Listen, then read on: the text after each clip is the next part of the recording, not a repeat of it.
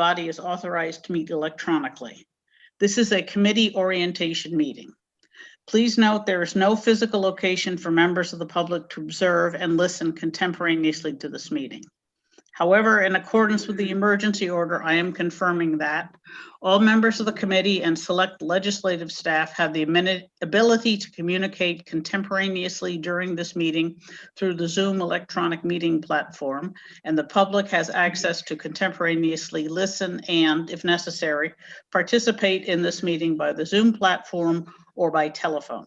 All necessary access information has been made available in the House calendar and through the electronic calendar on the General Court website. The notice for this meeting complies with House rules and RSA 91A. Anyone who has a problem accessing the meeting should call 271-3600 or email hcs@leg.state.nh.us.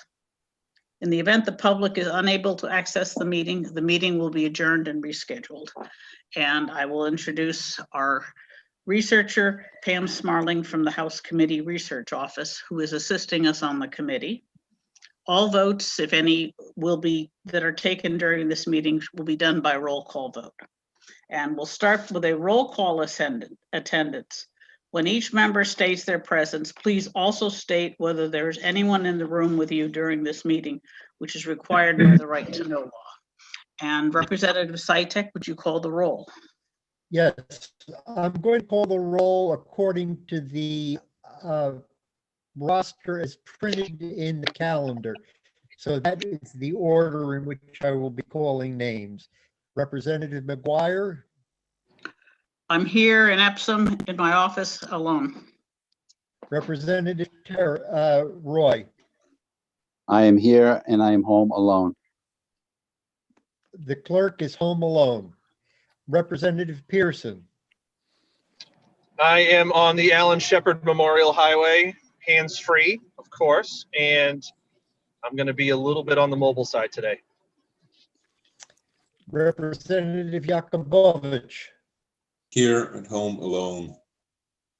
Representative Lakis? I'm here. It's possible my wife may wander through and hear it, although she's tied up on an education orientation. Representative Allegro? Here and alone in my home office. I think we heard that Representative Bailey is not here, but let's give him a try. No. Oh, wait a minute. No, and Lanzara is not here either. Is that correct? Okay. Representative Santonastasso. Nope. Going once, going twice. He's here. Oh, he is. He's here. Okay. Here we are. I'm here and I'm alone. Thank you. Representative Goley? I'm at home and my wife is in another room. Okay, not at the senior center, right? You're not at the senior center, right? Having No, retired. no. Representative Stewart? Representative Stewart?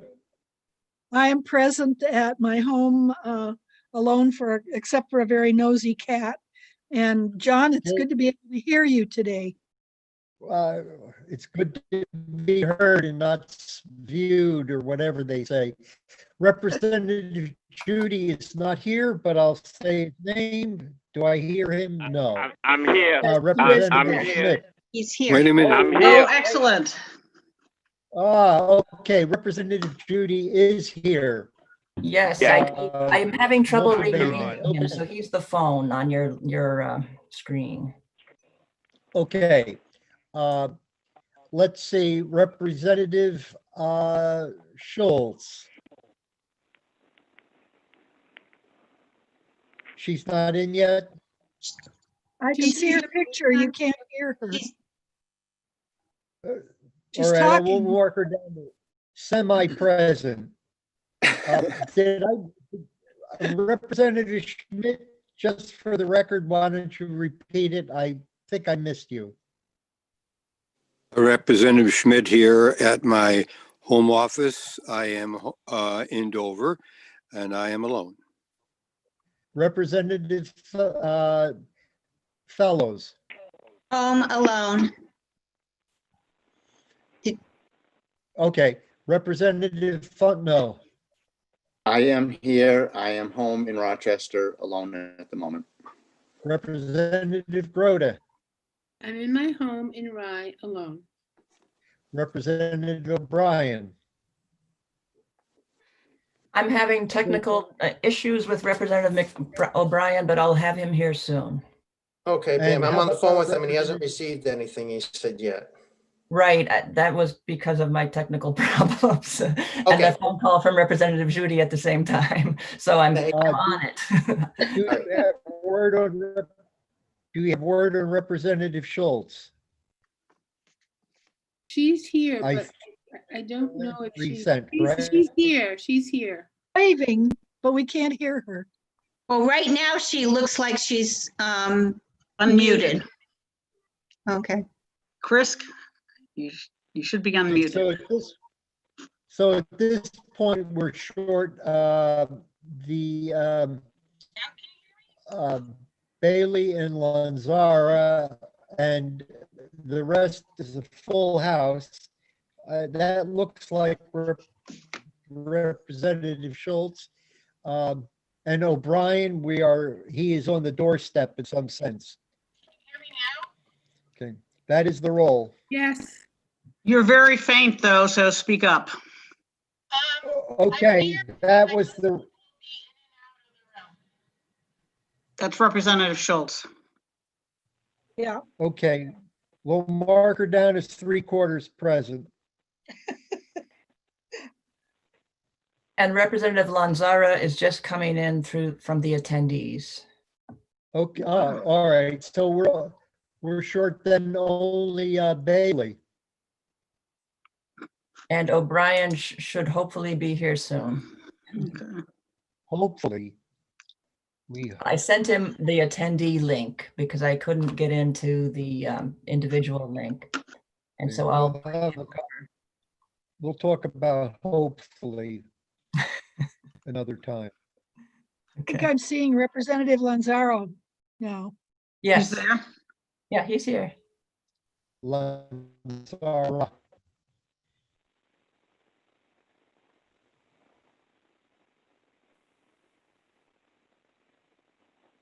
He's one of those lucky people who has the same vowel all the way through his name. And the feminine. And here is Representative O'Brien. By the way. Okay. Okay, so we're just short. Really Madam can't Chairman, we're understand. just short one person. Yes. Excellent work. Excellent attendance. I'm impressed. All right. So to repeat, we will not be having any committee meetings next week because they're testing out the procedures on the election law committee. But I have just started to work on scheduling, and we have 4 early bills that have to be out before the others that are on the pension system. And therefore, it makes sense that the first bills we will be hearing will be for the pension system. So for homework, you can read these bills. Pam is collecting data from previous experience with these. The only one that is a totally new issue is a technical correction that Representative Schuett put in. The rest are all repeaters. So Pam is collecting the data that we've had in the past on these, and that should make the hearings go more smoothly. All right, and so for rest of the orientation, Pam, who's speaking? Jill Perlow from the Attorney General's office. Would you like me to bring her over? Yes, please, and we'll start on executive orders. Okay. She is on her way. There she is. Hi, Jill. You should be able to, there you go.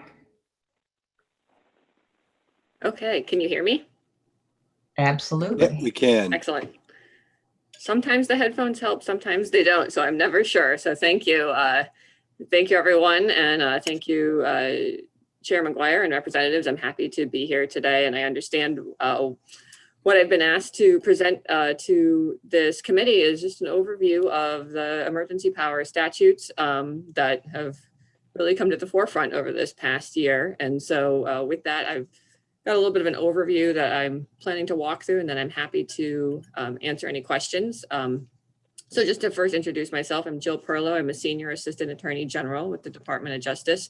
I'm also the Chief of our Client Counseling Unit in the Civil Bureau. So I'm familiar and work with many of the state agencies across the state.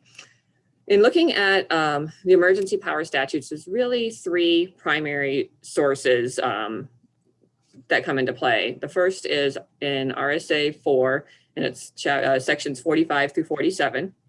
The next one is RSA 21P, and it's the sections 34 through 53. That's the Homeland Security and Emergency Management section.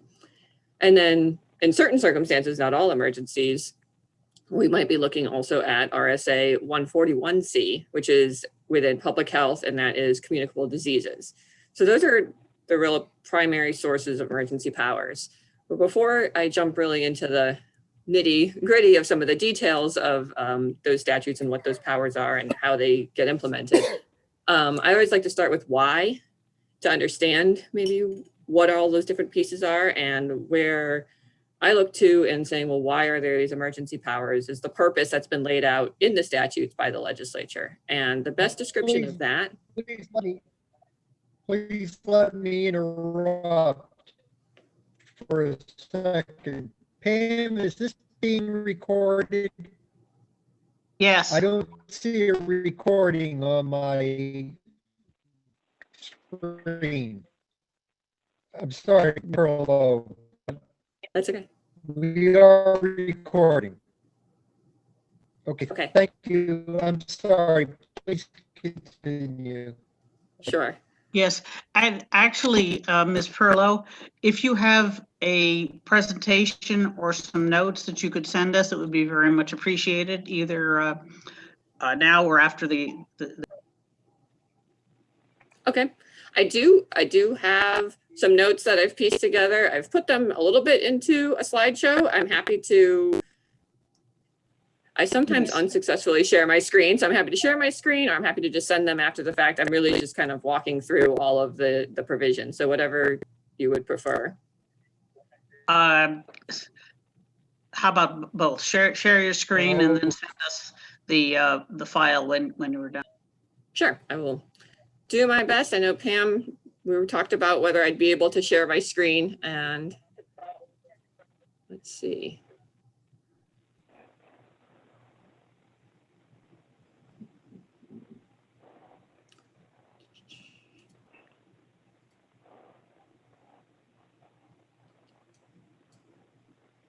You should have the ability to share your screen.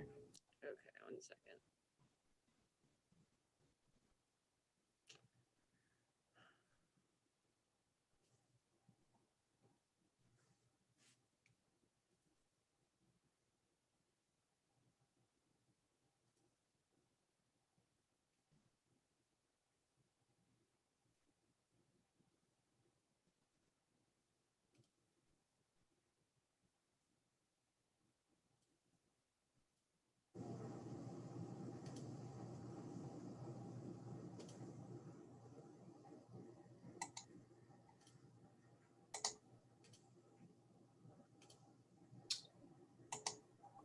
Like magic. Does it look like an actual slideshow though? That's always No, you can see the whole. Right, but let me see if I. There Now you do we go. see it? Okay. That's excellent. All right. Figuring out I have too many screens and which one it has to be on to make sure it shares properly is always the excitement. So, okay, so this is where I will start back over with just, this is the outline of the three primary sources of emergency powers. We're looking at RSA 4:45 through 47. That's in the governor's powers statute. 21P 34 through 53 is our Homeland Security and Emergency Management powers. And then 141C is looking at like public health and communicable diseases. And I feel like I hear somebody speaking, so. I'm not Yes, sure. could everyone please mute themselves? I just didn't know if someone had a question or, so where I was then moving to is the, why are there emergency powers, and looking at the purpose, which is in RSA 21P 34 lays it out, and to make sure that the state is adequately prepared to preserve the lives and the property of the people of the state when faced with natural and human caused disasters by providing emergency management powers to, and it's broken down into the governor, other executive heads of governing bodies of the state, such as local officials, having local organizations for emergency management, and to make sure that those emergency powers are coordinated across the state with other states and the federal government, with that coordination being to the maximum extent possible. So that purpose is found in 21P 34 and sets the stage for kind of everything that flows from it. That's the why are we here. And so what are the types of disasters? That's also found in this purpose paragraph of the statute. And so it's fires, floods, hurricanes, earthquakes, a prolonged power outage, disruption or contamination of the food or water supply, degradation of critical facilities and vital systems, disruption of communication systems, or other natural, technological, or human causes, including acts of terrorism. So there's a lot of different types of disasters that might implicate a state of emergency and looking at these emergency powers. So this is the types of issues that the powers were designed to think about, respond to preserve the lives and property of the state. So that's the why. And to kind of move on to the who, what, where, when of these emergency powers, the first is who. Who can declare a state of emergency? And there's two bodies that can, either the governor or the legislature. And that is found in RSA 4:45, paragraph 1. We'll get into the mechanics of that a little bit further, but there's two different individual or bodies that can do that. But what is a state of emergency? I mean, we just rattled off a bunch of, or I just rattled off a bunch of different disasters that could occur, fires, floods, but they're not each one would necessarily result in a state of emergency. And it needs to be a condition, situation, or set of circumstances. So one of those types of events, but it needs to be so extremely hazardous or dangerous to life or property that, and then I highlighted extraordinary measures, some type of extraordinary measures need to be taken. And we find that definition in RSA 21P 35. And to connect the dots a little bit, we've got RSA 4:45 tells us that the governor or the legislature can declare a state of emergency as defined in 21P 35. So we've got some type of incident has happened. It's not just your typical, unfortunately, we have typical floods, we have fires, we have snowstorms, we have all sorts of different events can happen, but it's got to be so hazardous that we need to take some type of extraordinary action. So we know who can act, we know under what circumstances someone can act. What about where? Where does this event have to be occurring? And so we need to think about where is this condition, situation, set of circumstances occurring? It's got to be within the state. It's RSA 4:45 tells us that. And it could be either focused in a particular area, or if it's beyond local control, it could impact the whole state. And the statutes recognize this could be narrow or broad, and it really depends. We've had snowstorms that only impact up north. We could have an ice storm that's really bad in the western part of the state. You could have a hurricane type event, weather event that's only on the seacoast. So you can see where there could be a need to respond on a just more local basis, but it could also impact the whole state. You could have a storm that impacts the whole state. So we've got who, we've got what, we've got where. Also, when is a consideration. And it needs to be this type of disaster of major proportions, but we don't have to wait. It could be either that it's imminent, or it could be that it's already occurred. So it could be that we see the storm coming, we're monitoring the storm, we think it's going to be bad enough that perhaps it requires a proactive declaring of a state of emergency in an area, or perhaps we don't know that it's coming. It could be a fire that occurred and really devastated a particular area. It could be something that sudden happened, maybe a storm that was worse than anyone anticipated. And so we're responding after the fact. So it's either imminent, we can see it coming, we take proactive actions, or it's already occurred, and so then we can respond as well. And then we get to the how. So we've kind of got all of the pieces together. We've got we've got an event that's happened that we feel needs extraordinary measures to be taken.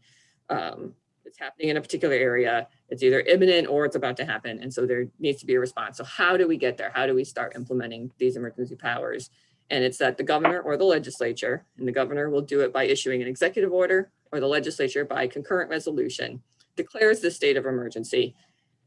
And there's some specific requirements, and it's going through all of those steps we just did. What is the nature of the emergency? Is it a storm? Is it a disease, a communicable disease that we're dealing with? Is it a flooding type situation? Is there a man-made action that's happened? Where is that happening?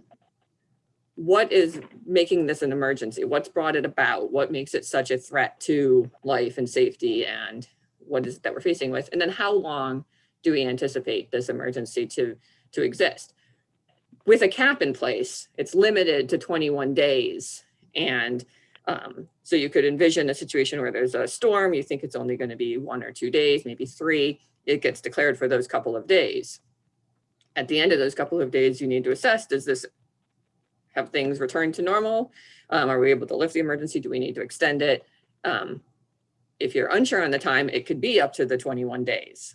And then at the end of the 21 days, it's a requirement that the governor or the legislature reassess the situation. Are we still facing all of those same factors? And then it can be renewed. If it doesn't get renewed, it just ends after the end of 21 days. So that is, yep. Yeah, sorry to interrupt, but the raise hand button is not visible on my screen for some reason. For how many years can the governor continue to renew? There is nothing in statute that would cap that. It is a requirement that every 21 days that an assessment of the situation be considered whether it needs to be renewed again. The how does a state of emergency end is really the next 3 bullets on the slides here. 1, it just doesn't get renewed. It's allowed to expire at the end of the 21 days or at the end of whatever period of time an emergency was declared. If maybe you're in the middle of a 21-day cycle, or maybe you're in the middle of, it's been declared for a week or 2 weeks, and you assess the situation and say, wait, there's no longer this imminent threat, there's no longer a need for these emergency actions, then the governor is required to issue an executive order ending the state of emergency. And then the third piece is that the legislature, by concurrent resolution, may also terminate a state of emergency that the governor has declared. So those are the 3 ways in statute that an emergency can end. So long as those conditions still exist and the governor was to find that those conditions still exist, a renewal could continue to be issued.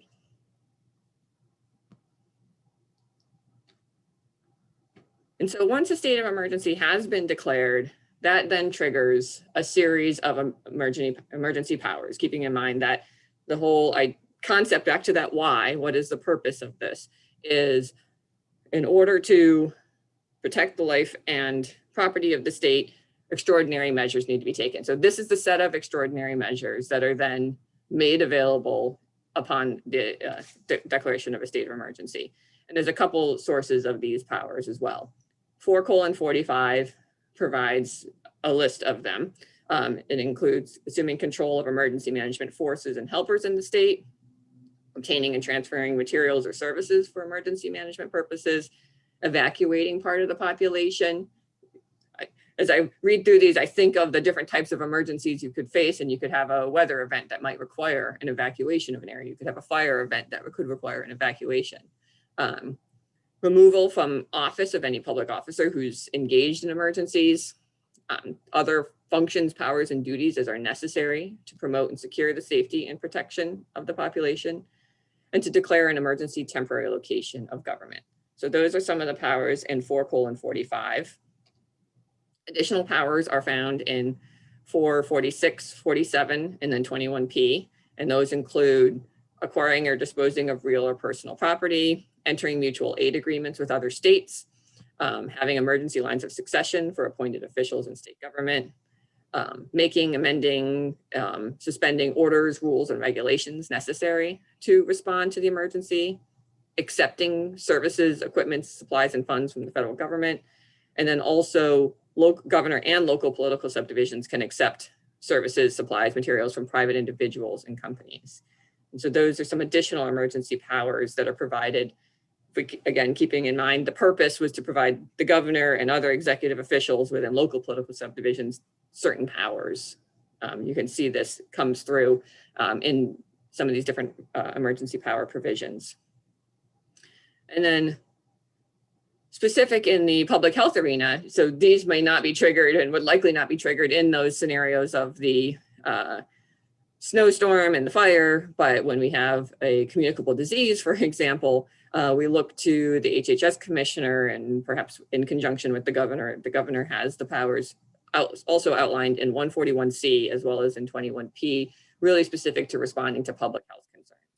And those include ordering individuals to seek treatment and care as necessary to reduce a public threat, health threat, to order isolation and quarantine of people, to quarantine items, commodities, conveyances, baggage, cargo, if that poses a particular threat, control the safe disposal of corpses, purchase, distribute, and ration pharmaceutical agents, provide laboratory services, order evacuation and decontamination of buildings, canceling of public gatherings, and operating temporary acute care centers.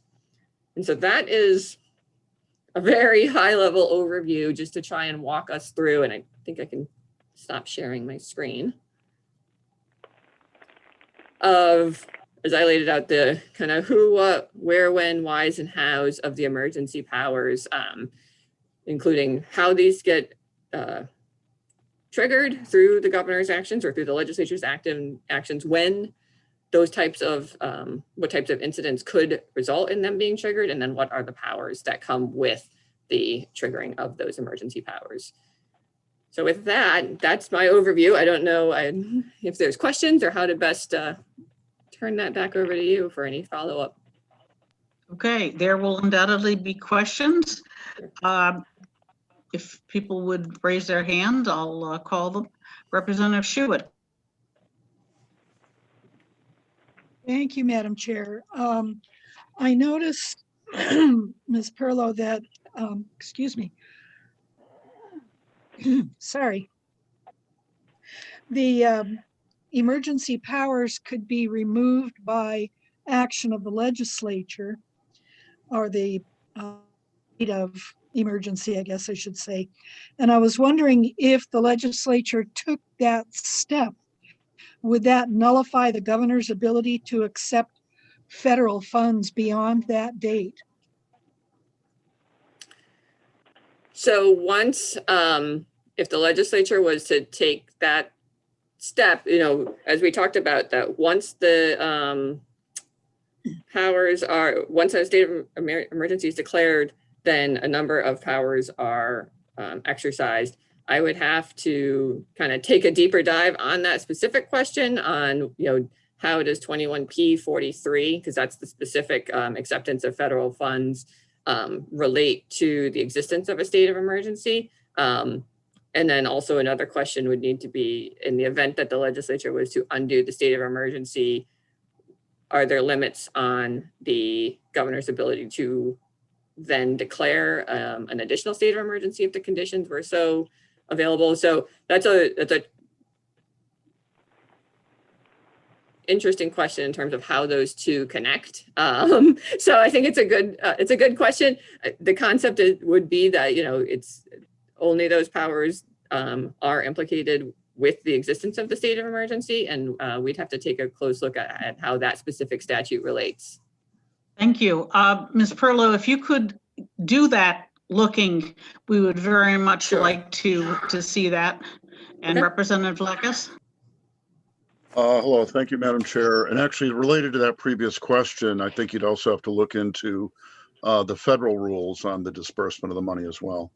But I have two questions, hopefully brief. One is, what if anything is in the Constitution, the New Hampshire Constitution, related to declaring the state of emergency and the governor's powers?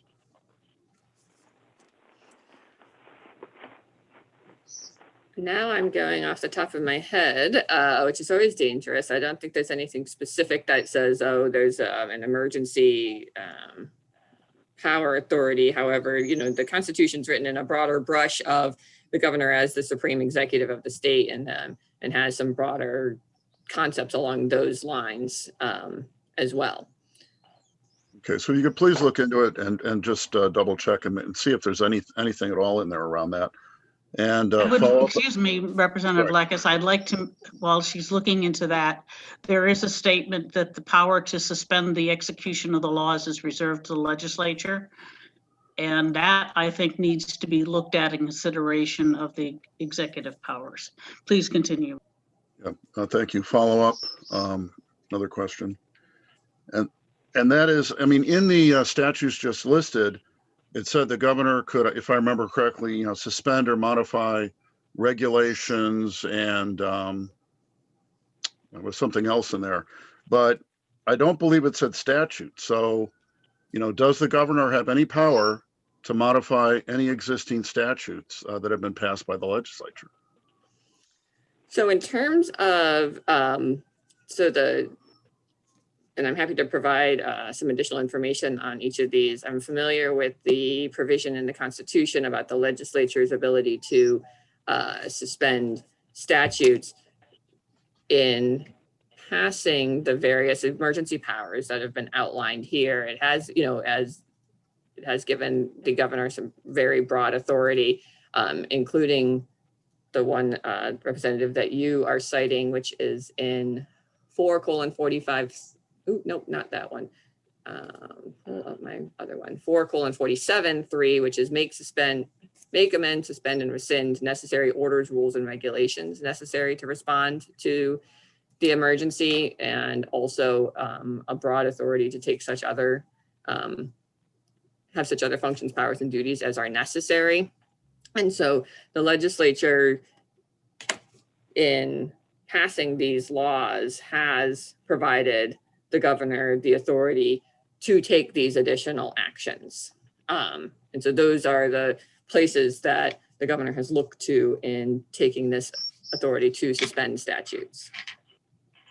Follow up? But I can, in following up, I can piece together those so that I'm not just doing it on the fly right here for you.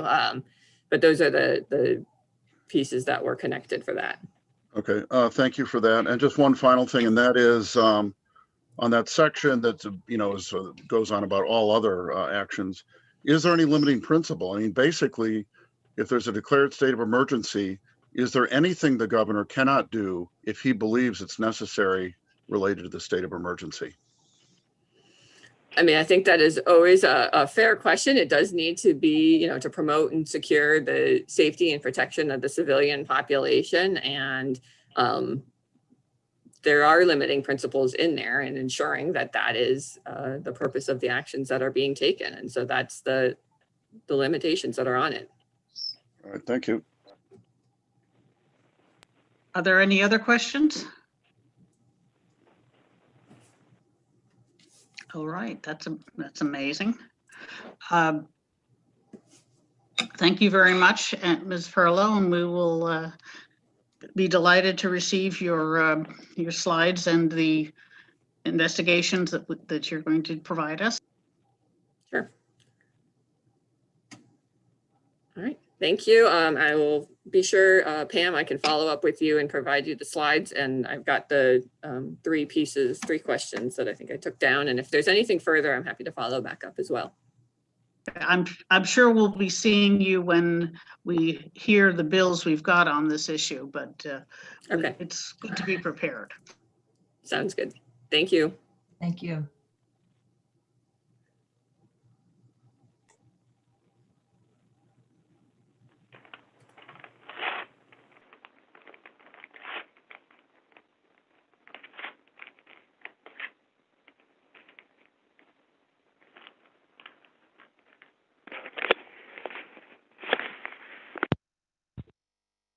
If no one objects, I think we will go to the basic introduction to rulemaking that we had planned for this afternoon, because I just as rather we finish this morning rather than having to come back.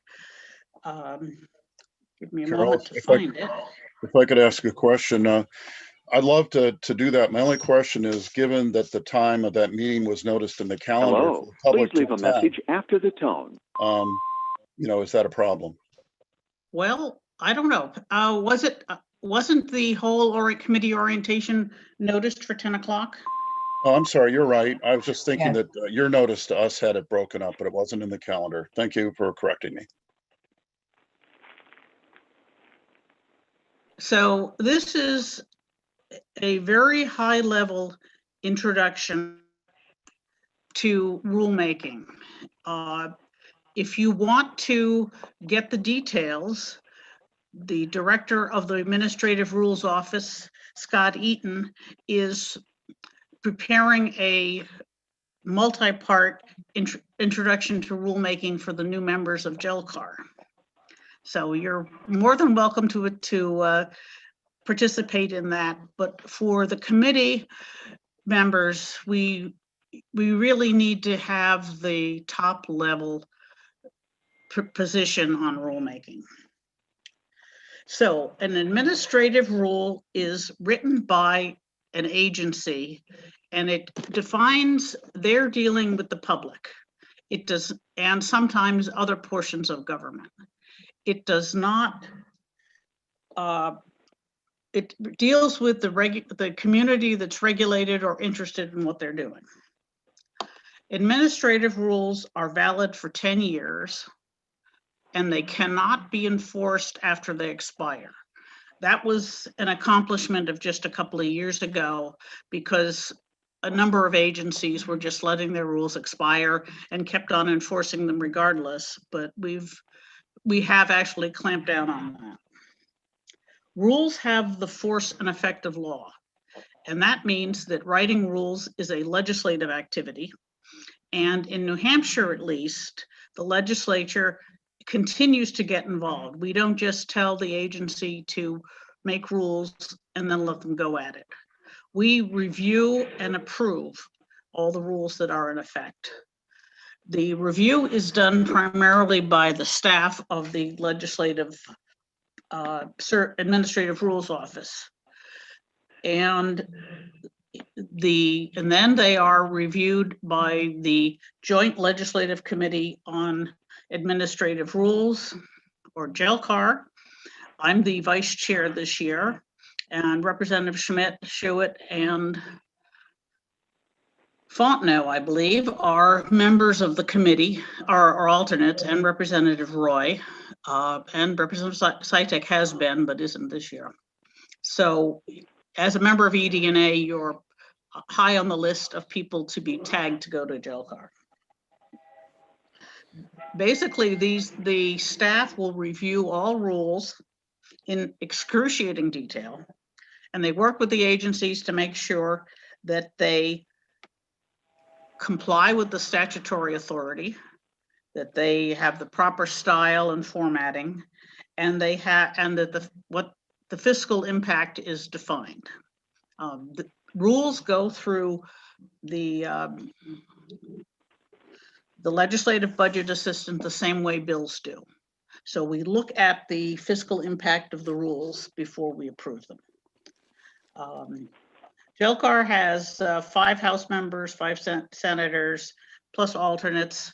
And generally the House alternates get a good workout because the senators don't attend very well. It meets every month year round. GELCAR holds public meetings, and it can approve a rule. It can request changes, fixes, and so forth. Generally, the agency will comply with a request and come back with a revised rule, and then we can do that. GELCAR does not have full authority to object to rules.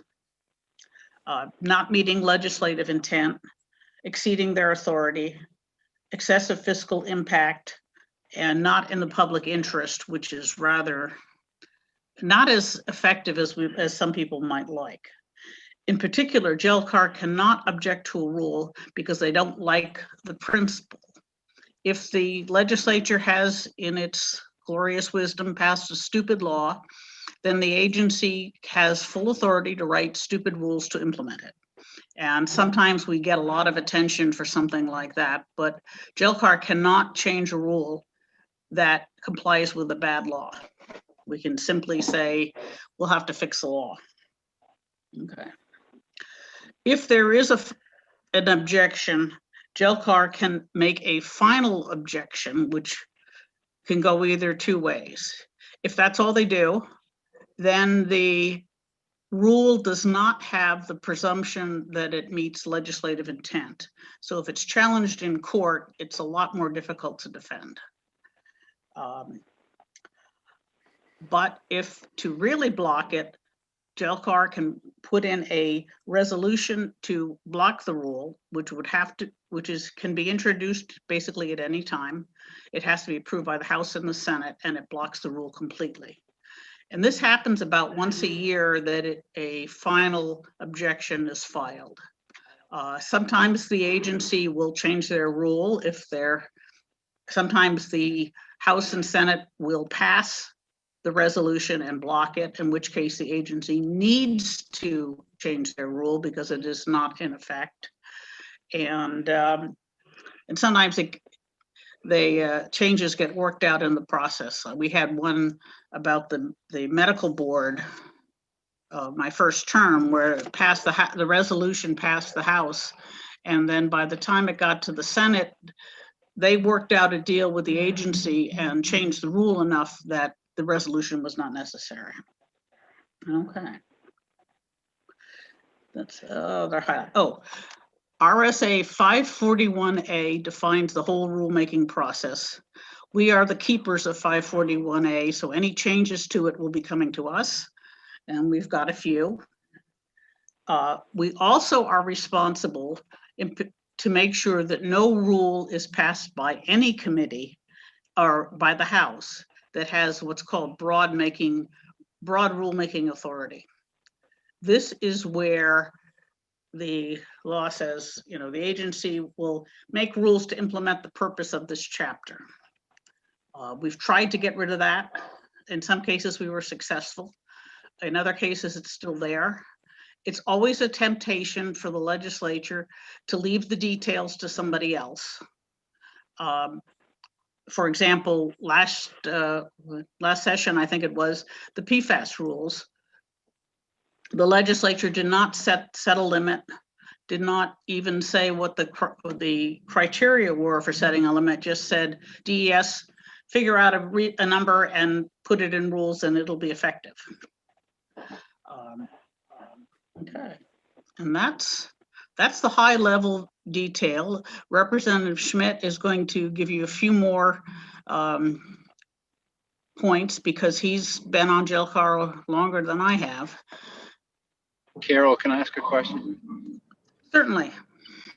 So on the final objection where it has to pass the House and the Senate, is that a simple majority vote or is that a super majority vote? And also, who can file such an objection? Does it have to be a member of JLCAR or can it be any member of either body? A final objection is filed generally by the chair of JLCAR. And because it's not during the normal bill cycle, so you'd have to go to rules, but the rules committee essentially says to JLCAR, if you have a final objection, we'll bring it in anytime. And it is a simple majority vote and it does not have to be signed by the governor. Thank you. Representative Schmidt? Thank you, Madam Chair. So generally speaking, I very much agree with the chair's presentation regarding the rules.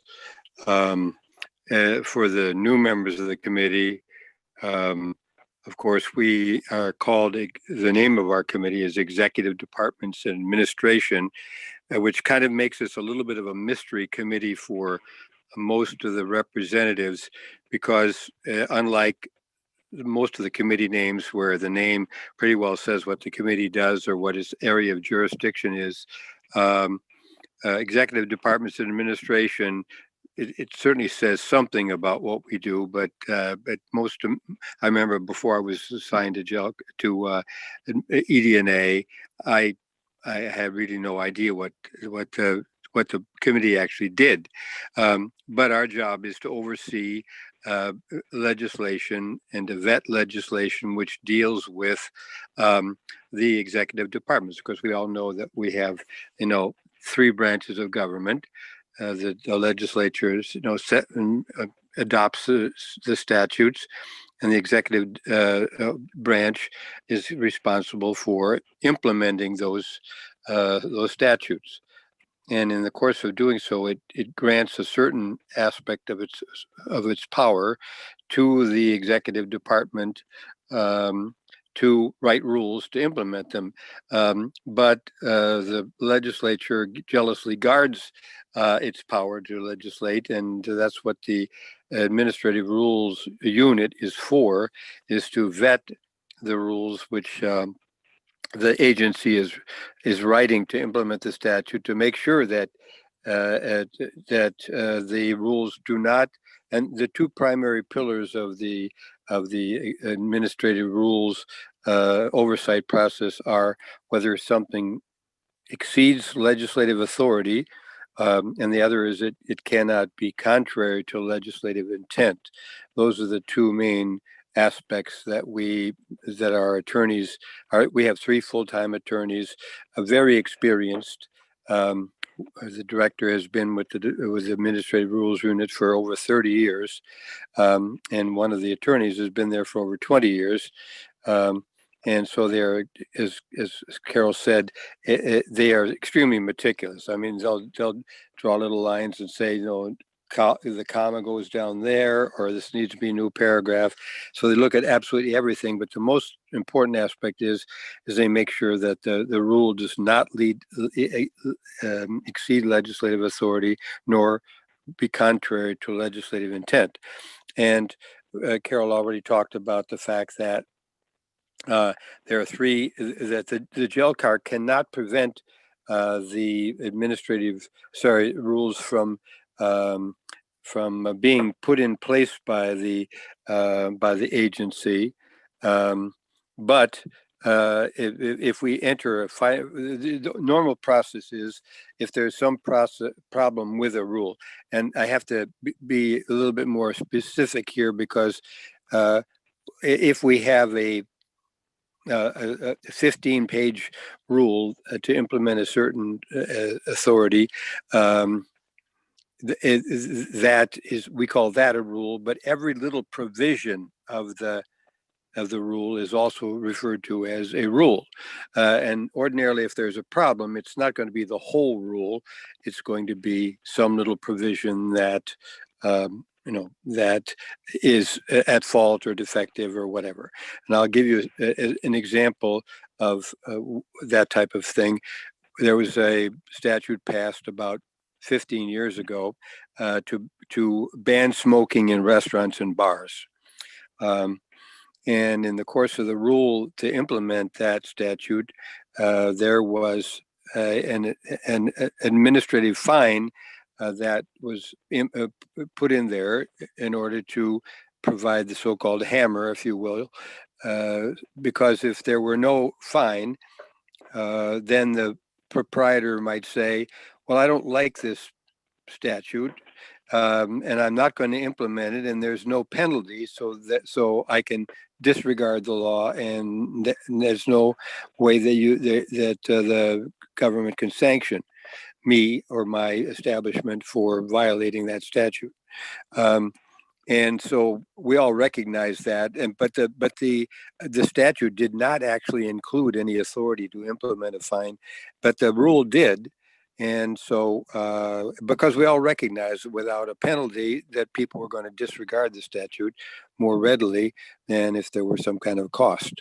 And I think the fine that that HHS put in there was about either $50 or so, or maybe $100 for the first violation. but there was no authority for it, and the agency recognized that. We all recognized it. So that was an instance where we filed a so-called joint resolution. Carol already talked about that a little bit. And so the joint resolution did not stop the whole rule. It only stopped the provision that imposed that administrative fine. And then it's like any other bill, it has to pass both chambers. And if it does pass both chambers, then that particular aspect is prohibited.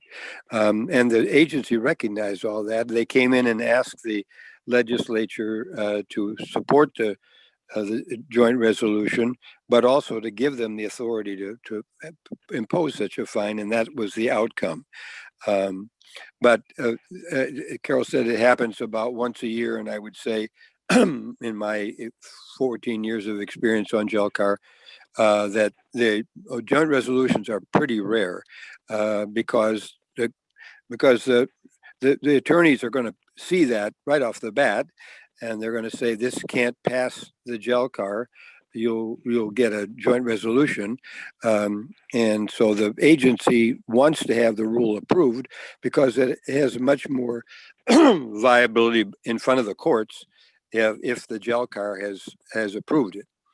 And that's one of the reasons why the final objection part of the statute of 541A does not get adopted too often, because that also takes away the state's backing of the agency and makes it more tempting for stakeholders to take the agency to court. So, Peter, can I ask a question? Of course, please do. So a lot of the rules, as you mentioned, are to raise fines and fees that were not put in statute. Can you tell us what where those fines and fees go? If they're not designated in statute, do they automatically go to the general fund, or does the agency retain them? Well, that's an excellent question, and it's one that's quite often not understood by the legislature in general. Even the new members of our committee now know more about administrative rules than about 90% of our colleagues, because they don't have any involvement with it as we are explaining it to you here.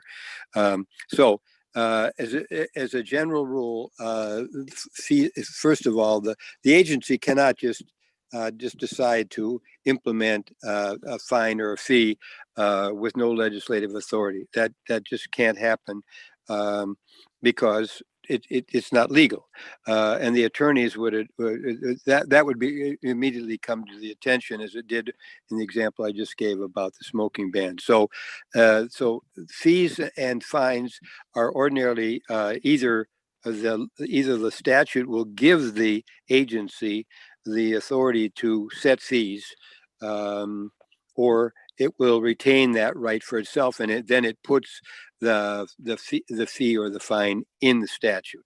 But the revenue that's raised by the fees and the fines is essentially intended to fund the cost of the regulatory process for that particular profession. And most of the licensed professions in the state of New Hampshire are overseen by a board. So there's a plumbing board, the electricians board, and so forth. And most of these boards are what's called 125% boards, which means that they have to raise 125% of the cost of their operations, so that it doesn't fall on the taxpayers. It falls on the people who either want to have a hunting license or a plumber's license or an electrician's license, and the people pay for that by the cost of their plumbing operation, which goes to their plumber, which the plumber has to have a license and so forth. It goes up the chain.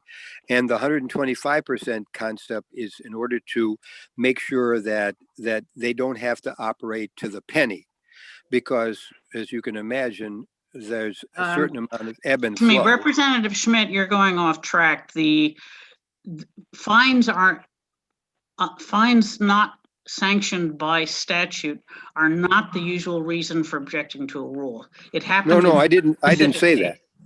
No, I Yes, didn't I say that. understand that, but you're answering the question as if it were. The most No. usual case is that it exceeds the legislative authority. And sometimes there's a disagreement about what the legislation intends. Right. My question really though is what happens, let's say we write a law that says, to Representative Schmidt's point, no smoking, and the agency can set whatever fines, and then Jelcar approves a fine of $50. Does that fine automatically go back to the agency, or does the statute have to say where the money goes? Well, by and large, as I said, the revenues that are raised are for the purpose of enforcing the law, of course, but also in order to fund the cost of the operations of the agency. And as I say, as I was saying when Carol interrupted to make her point, and the costs of the agency are a relatively steady cost, right? They have staff, they have expenses, and so forth and so on.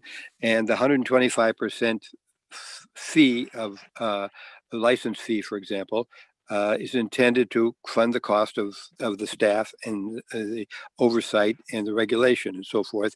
And the 25% is to give some play, some slop, if you will, because sometimes the costs are exceeded in a particular year, and by the revenues, and that extra money flows over into the general fund, to get to the point you're raising, Terry.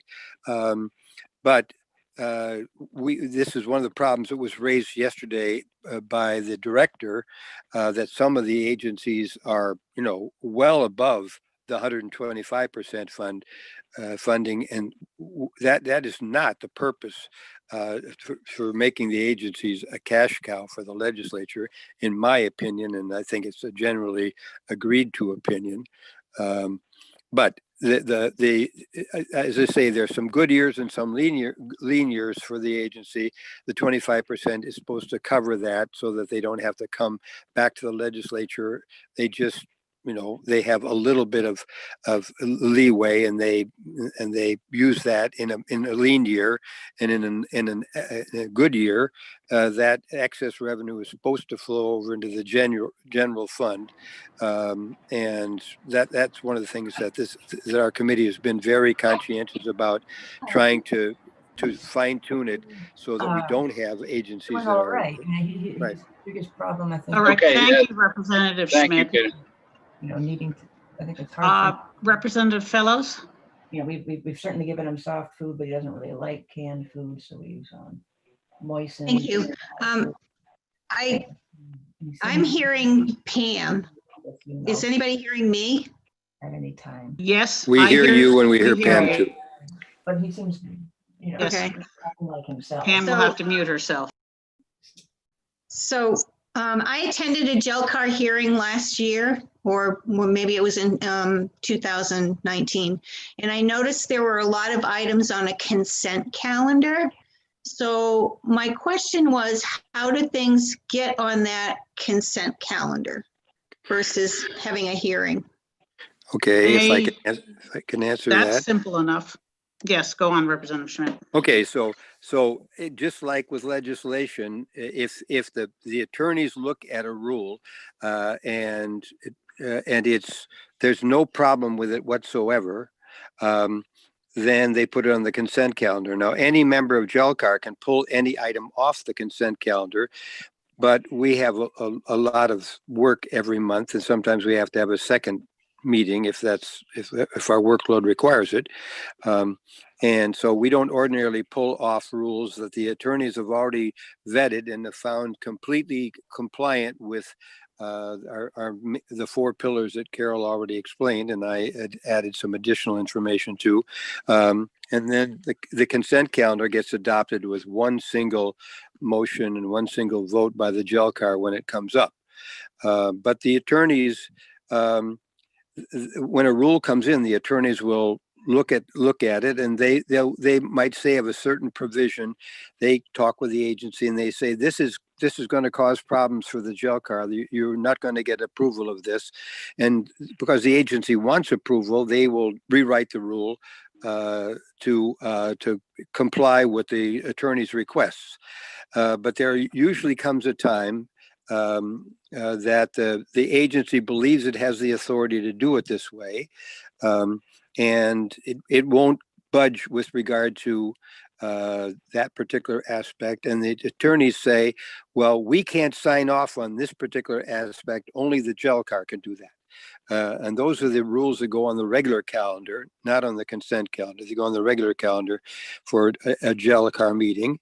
And I strongly recommend to members of this committee, because JELCAR will be referenced frequently, almost constantly, with regard to the bills that we are dealing with. And it's good to, tune in and find out how the JELCAR works. If you do, you'll be one of the rare legislators who ever appear before JELCAR. And so it happens. The attorney, when the rule is heard before the JELCAR, the attorney will say, now look on page 5, rule paragraph such and such and so. And either it's a little too vague, or it's too rubber baggy, too much leeway, then the public will frequently object to this, that, or what have you, and the agents will explain why they've done it this way, and sometimes they say this is the only way that we can do this, and we believe we have the authority to do it, and they can adopt a rule over our final objection. Only a joint resolution can stop a particular paragraph from being implemented while the legislature considers that joint resolution. But so that's basically it. And so frequently the attorneys will say, well, it's up to you whether you want to approve this. And this is the attorneys had the same objection to this rule 10 years ago when it was first implemented, and the JELCAR approved it. But they bring it back to us because, again, they can't sign off on some things. Only the JELCAR can do it. Representative Schuett. Thank you, Mayor. I wanted to point out, I believe that I've heard that New Hampshire is the only, or certainly one of very few states that does take legislative oversight of rules that are implemented by virtue of the laws that have been passed. Is that your understanding? Yes, we are one of the very few. I don't know of any other that does it specifically.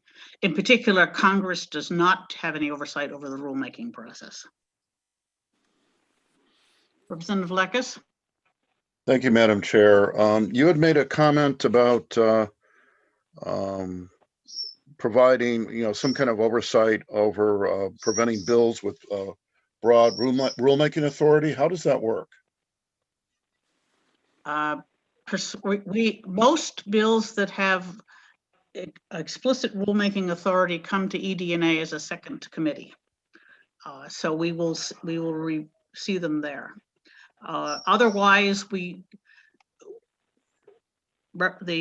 chair and the vice chair take a look at bills and other committees that do not come to us, and have in some cases flagged bills as being incorrect by having broad rulemaking authority. we've been able to get some sent to EDNA. Others have been tabled or amended to get rid of the broad rulemaking authority. Others sometimes have been railroaded through. Okay, thank you. Right. When Carol came into the legislature, that was one of the things that she noticed right off the bat, that very often the older rules would say the agency shall write rules to implement the statute, and it'll say right in the bill. You'll see it. According to 544 RSA 541A, that is an open flag that it's an administrative rules situation, but not every bill has that.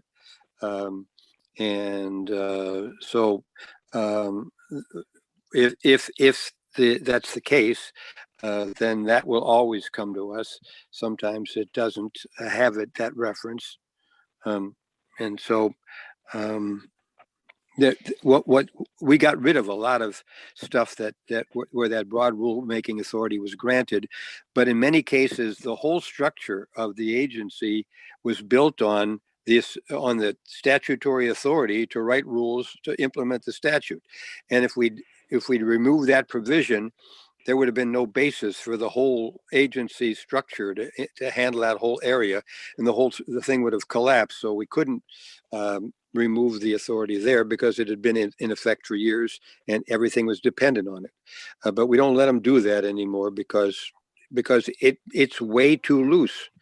The agency doesn't really like to do that. They would much rather have the authority of the legislature to do X, Y, or Z. That's why now fees and fines are ordinarily included in statutes. Right. And in fact, one of the projects we did in 11 was to repeal a good number of broad rulemaking authority and replace it with specific rulemaking authority where needed. One key point was that the entire Medicaid program was being run under the Commissioner of DHS's broad rulemaking authority to implement the purposes of the chapter. And so now that was changed, and it now specifies they can come up with the requirements to be on Medicaid, how they determine payments and things like that. So it is much more tightly defined and restricted. Right. If I could just say one thing that you mentioned earlier, that is that when I came on the jail car 14, 15 years ago, that we had lots of rules that had expired, lots of rules. Some of them had been expired for years.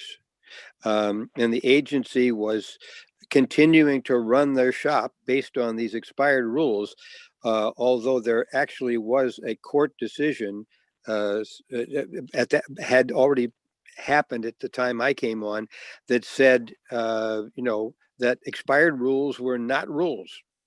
They had no authority. The agency could not implement that. And so there was a big push to clean up all those expired rules. Most of them had been worked on by the time Carol came onto the jail car several years later. And now we rarely have rules that have expired more than, a couple of weeks or a month or so, because they're working on them. They just haven't got them done. Because it is very, very time consuming to write rules. And the bigger agencies like HHS or DES or safety, they have a rules writing unit, they have a rules writing coordinator, and they have specialist attorneys who and agency members who are very knowledgeable, who are constantly working on rules. But the smaller agencies, the little departments, very often don't have a rules unit. And so they were the ones who were most remiss as a general rule. Now we rarely find, or not frequently anyway, expired rules.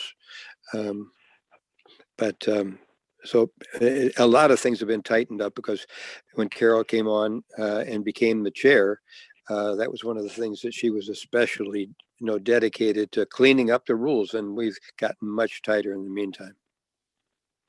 All right, thank you, Representative Schmidt. Are there any other questions or comments? Okay. Any other questions or comments about the committee? Well, in that case, I would suggest we adjourn. We will not be having any full committee meetings next week. Pam, do you have something to add? No, I was just coming on to see if there was anything you might ask or say. I did send an email to everybody a few minutes ago with the full list of the 9 bills that you identified at the outset of the meeting, and That will let us get a head up. Yes, Representative Grota. Thank you, Madam Chair. Will it be possible at one time to get a list of all the bills that we're going to hear? Yes, you go to the advanced bill search. Yeah. And go in by committee. Okay. All right. There were 49 the last I checked. Right. Okay. I found 50.